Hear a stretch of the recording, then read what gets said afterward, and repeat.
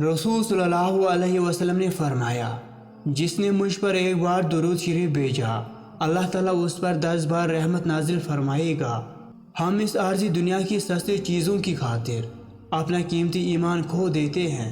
ज़िंदगी को इतना संजीदा लेने की ज़रूरत नहीं है। यहाँ से जिंदा बचकर कोई नहीं गया।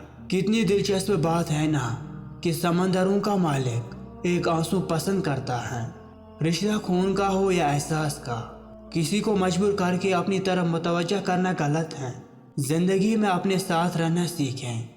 अगर हमारा इखलाक सिर्फ मनपसंद लोगों के लिए अच्छा है तो हम सिर्फ मौका परस्त हैं, खुश इखलाक नहीं। परेशान रहने से परेशानी ख़त्म नहीं होती, बल्कि नमाज पढ़ने से होती है। अगर औरत मर्द को मेहनत मजदूरी करता देख ले तो मेरा यकीन है कि औरत के मर्द ज़ात से सारे गिले शिकवे दूर हो जाएंगे। लोग अच्छी सीरत के बजाय अच्छी सूरत को तरजीह देते हैं। बहुत अजीम है वो मियाँ बीवी जो एक दूसरे के ऐब छुपाते हैं और किसी के सामने अपने शरीक के सफ़र की बुराई नहीं करते। मियाँ बीवी अगर खुशहाल हो तो उनको देखकर अक्सर रिश्तेदारों का ब्लड प्रेशर हाई रहता है। बेहतरीन इंसान वो है जिसका वजूद दूसरों के लिए फ़ायदेमंद हो। बस बेकार की बातों से उलझना छोड़ दें।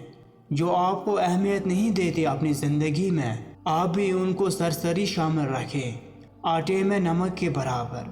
हमारे दुनिया के मसाइल इतने ज़्यादा नहीं हैं जितने तनज़, सवाल, दिल दुखाने वाले तबसरे हैं। अगर सिर्फ ज़ुबान रोक ली जाए तो लोगों के दिलों की तकालीफ कम हो जाएगी और बहुत से दिलों को सुकून मिलेगा।